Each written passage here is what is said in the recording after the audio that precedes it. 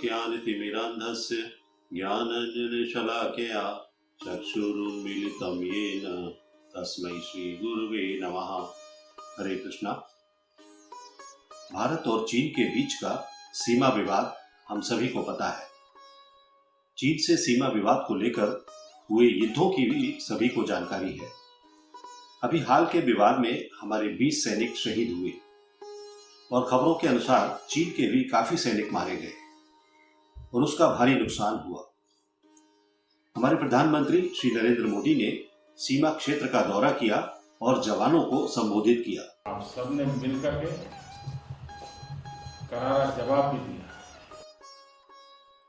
उनके संबोधन से न केवल हमारे सुरक्षाकर्मी सेना के जवान प्रेरित और प्रोत्साहित हुए, बल्कि देश के हर नागरिक ने गर्व के साथ हमारी सेना के मनोबल को बढ़ाने में अपने अपने ढंग से योगदान देने की ठान ली है।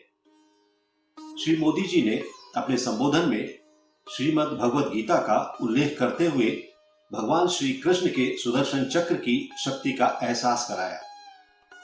उनका ऐसा करना न केवल हम सबको और हमारे सैनिकों के लिए प्रोत्साहनकारी था, अपितु इससे चीन के विध्वंसक उत्साह में भी भारी कमी आई और उनका मनोबल कमजोर हुआ। महाभारत का युद्ध शुरू होने से पूर्व अर्जुन के रथ को ले जाकर युद्ध भूमि के बीच में खड़ा कर उनके सारथी बने भगवान श्री कृष्ण ने जिस तरह कौरवों और उनकी सेनाओं की शक्ति का मानो हरण कर लिया हो, ठीक उसी तरह की स्थिति मोदी जी के सीमा पर पहुंचने से बन गई प्रतीत होती है। हमारे शास्त्रों में व्यक्त की गई रणनीतियां आज भी उतनी ही प्रासंगिक और प्रभावी हैं जितनी वे पहले हुआ करती थी। इसी संदर्भ में अब हम ये देखते हैं कि चीन का जो आचरण है, क्या उसका कोई उल्लेख हमारे शास्त्रों में कहीं मिलता है?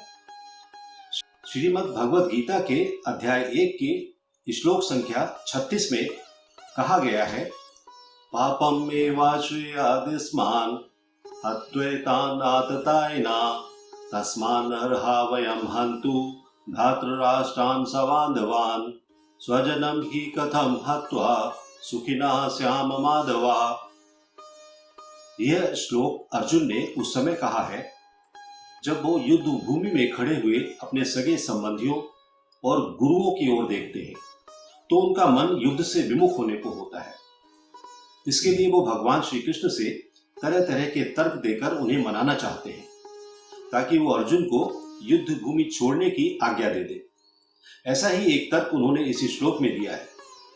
इस श्लोक का भावार्थ श्रील प्रभुपाद इस प्रकार लिखते हैं कि यदि हम ऐसे आतताइयों का वध करते हैं तो हम पर पाप चढ़ेगा, अतः ये उचित नहीं होगा कि हम धृतराष्ट्र के पुत्रों तथा उनके मित्रों का वध करें। हे लक्ष्मीपति कृष्ण, इससे हमें क्या लाभ होगा और अपने ही कुटुंबियों को मारकर हम किस प्रकार सुखी हो सकते हैं। श्रील प्रभुपाद ने इस श्लोक के तात्पर्य में बताया है कि जो आतताई शब्द का यहाँ प्रयोग अर्जुन ने किया है वो वैदिक आदेशानुसार आतताई 6 प्रकार के होते हैं। पहला है विष देने वाला, जो धोखे से विष देकर आपको मारना चाहता है और आपकी हर चीज पर अपना कब्जा करना चाहता है। भीम को मारने के लिए दुर्योधन ने ऐसा ही खेल रचाया था और उन्हें विषयुक्त खीर खिलाया ताकि उनके मर जाने से उसकी राह का एक बड़ा कांटा निकल जाए। दूसरा है घर में अग्नि लगाने वाला। महाभारत में लाक्षागृह की कहानी आप सभी को पता होगी।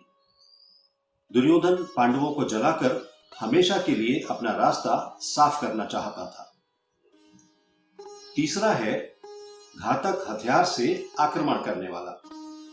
जब कोई तरीका काम नहीं आया तो दुर्योधन ने युद्ध को ही चुना, जबकि कृष्ण खुद संधि का प्रस्ताव लेकर उनके पास गए थे। युद्ध के मैदान में सीधा घातक हथियार से प्रहार कर पांडवों का अंत करने की उनकी योजना थी। चौथा है धन लूटने वाला।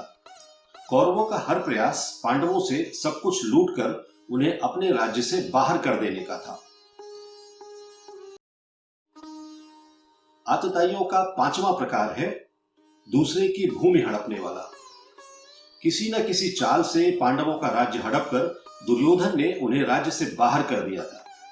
ठीक वही कार्य आज के समय में चीन कर रहा है। और छठा है पराई स्त्री का अपहरण करने वाला। दुशासन जब द्रौपदी के बाल घसीटकर जबरदस्ती भरी हुई राजसभा में उसका अपमान करने के लिए लाया तो यह अपहरण की घटना ही थी। इस संदर्भ में ऐसा कहा गया है कि ऐसे आतताइयों का तुरंत वध कर देना चाहिए, क्योंकि इनके वध से कोई पाप नहीं लगता। रावण भी आतताई था, क्योंकि वो राम की पत्नी सीता का अपहरण करके ले गया था, किंतु राम ने उसे ऐसा पाठ पढ़ाया जो विश्व इतिहास में बेजोड़ है। अर्जुन को भी भगवान के कहने पर अपना गांडीव उठाना पड़ा और अधर्म का नाश हुआ।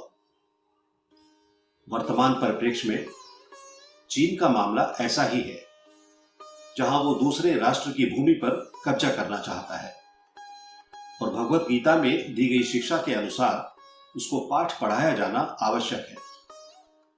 भारत के प्रधानमंत्री ने जो कदम उठाया और अपनी सीमाओं की रक्षा के लिए जवानों में जिस जोश का संचार किया वो अभूतपूर्व है और उनके पद के दायित्व के क्रम में औचित्यपूर्ण भी है।